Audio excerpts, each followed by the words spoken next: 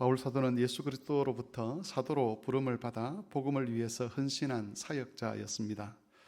그런데 당시 고린도 교회의 입장에서 볼 때에 다른 사도들이나 사역자들과 비교했을 때 바울에게는 몇 가지 특이한 점이 있었습니다. 그 중에 한 가지는 바울이 결혼을 하지 않고 독신으로 살았다는 겁니다. 5절을 보면 다른 사도들은 자기 사역하는 곳에 아내를 데리고 다녔다라고 되어 있습니다. 이것이 일반적인 사역자의 모습이었다는 것이죠. 하지만 바울은 죽기까지 독신으로 지냈습니다. 독신으로 사는 바울의 모습은 그 당시 사람들이 보기에는 일반적인 일이 아니었습니다. 바울 사도에게 있었던 또 다른 특별한 점은 바울이 교회의 후원을 받으려고 하지 않았다는 것이죠. 그 당시에 복음을 전하고 가르치는 사람들은 교회로부터 필요한 생활비와 또 전도사에게 필요한 경비들을 늘 후원을 받았습니다. 9절에서 바울은 신명기 25장 4절 말씀을 인용하면서 복음의 일꾼들이 교회로부터 재정적인 지원을 받는 것이 지극히 정상적이고 당연한 일이다라고 가르칩니다. 하지만 바울 자신은 그렇게 하지 않았습니다. 바울은 천막 만드는 기술을 익혀서 자기가 직접 경제활동을 해서 자기의 필요한 재정을 충당을 했습니다.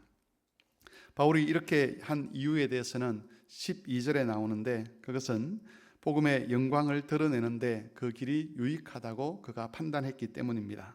다시 말해서 바울은 복음을 위하여 자신이 마땅히 요구할 수 있는 그런 권리마저 내려놓았던 것입니다.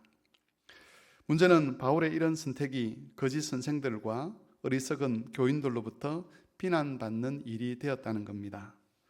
바울을 비난하는 사람들은 바울이 결혼하지 않는 것, 또 바울이 교회의 후원을 받지 않는 것이 개인적인 문제가 있고 또 교회를 그만큼 사랑하지 않기 때문이라고 비난했습니다. 결국 그 비난의 결론은 바울은 참 사도가 아니다라는 것에 이르게 되는 것이죠. 복음을 위해서 권리를 내려놓았는데 칭찬을 받지 않고 오히려 그것을 빌미로 바울이 이상한 사람이고 사도의 자격이 없는 사람이라고 비난한 것입니다. 우리는 이런 일들을 통해서 사람이라는 존재가 얼마나 교활한지 또 얼마나 어리석을 수 있는지를 배우게 됩니다. 사람이 어리석다는 것은 복음을 위하여 자신의 권리를 내려놓은 바울을 향한 비난에 사람들이 쏘가 넘어가서 그 비난에 동참했다는 겁니다. 바울은 많은 환난과 고난 중에서 고린도 교회에서 1년 6개월 이상을 머물면서 신실하게 고린도 교회를 위해서 봉사했던 사람이었습니다. 그들은 바울이 복음에 얼마나 헌신된 사람인지 또 교회를 위해서 어떻게 자신의 권리를 포기했는지 어떻게 성도들을 사랑하고 섬겼는지를 자신들의 눈으로 직접 지켜보았었습니다. 그럼에도 불구하고 거짓 선생들이 전혀 비난거리가 되지 않을 것 같은 그런 것으로 바울을 험담하고 비난할 때에 거기에 미혹되어서 그 거짓 선생들의 편이 되어서 바울을 비난하는 데 동참했다는 것이죠. 이것은 사람이 얼마나 어리석을 수 있는지를 보여주는 대표적인 예라고 할 수가 있습니다. 신실함을 그동안 보였음에도 불구하고 하나님의 사도를 향하여서 거짓된 자다라고 또 어리석은 신실하지 못한 자라는 그런 비난을 쏟아낸다는 겁니다. 사람이 교활하다는 것은 거짓 선생들에 대한 이야기입니다. 바울이 복음을 위하여 권리를 내려놓은 일은 칭찬을 받아야 될 일이었습니다. 그런데 교활한 거짓 선생들은 오히려 그것을 비난거리로 바꾸어 버렸습니다.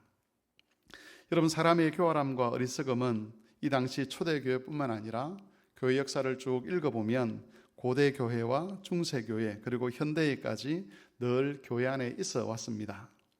그런 것 때문에 신실한 복음의 사역자들이 억울한 누명을 쓰고 모욕과 멸시를 당하는 일들이 있었고 또 신실한 성도들이 마음에 큰 상처를 안고 고통스러운 시간을 보냈던 이야기가 교회 역사에는 많이 등장을 합니다. 우리가 기억해야 할 것은 어리석고 교활한 사람들 때문에 근검없는 비난을 받고 또 억울한 일을 당하는 것이 이상한 일이 아니라는 것을 마음에 새기는 겁니다. 그것은 교회 안에서 언제든지 일어날 수 있는 일입니다. 그러므로 하나님의 뜻을 따라 살고자 하는 사람들은 그런 일이 일어났을 때에 일어나지 말아야 될 일이 일어나는 것처럼 당황하지 않도록 늘 조심해야만 합니다. 오히려 그런 일들이 일어날 것이라는 예상을 하고 살아가야 합니다. 그래야 그것 때문에 시험 들지 않게 되고 주께서 합당히 여기시는 삶을 계속해서 살아갈 수가 있습니다.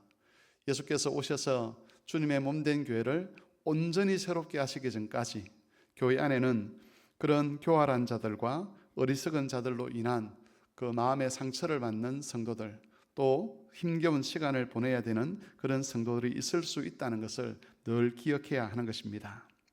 그리고 또 한 가지 생각해야 될 것은 우리가 그렇게 어리석고 교활한 사람이 되지 않기 위해서 늘 자신을 돌아보아야 한다는 겁니다. 우리가 누구든지 간에 우리 안에는 그런 어리석음과 교활함이 있습니다. 그것은 죄가 가지고 있는 힘이지요. 죄가 역사를 하게 되면 우리는 어리석은 자로, 교활한 자로 바로 변모할 수가 있습니다. 만일 우리가 경건에 이르기를 훈련하지 않는다면 그런 어리석음과 교활함이 힘을 얻게 되고 그것이 우리의 인격과 삶을 지배하거나 영향을 미치게 될 겁니다.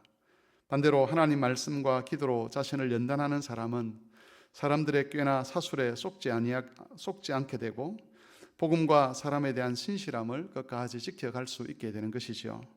그래서 어리석음과 교활함의 종로로 타지 아니하고 지혜롭고 신실한 사람이 되기 위해서 우리는 주의 말씀으로 주께 연합하는, 또 기도로 주께 연합하는 삶을 살아가야 하는 것입니다. 이 말씀을 기억하셔서 오늘도 경건의 훈련을 통해서 지혜롭고 순전한 삶을 지켜가시고 하나님께서 우리에게 명하신 그 복음에 합당한 삶을 살아가는 그런 모든 교우들이 되실 수 있기를 바랍니다.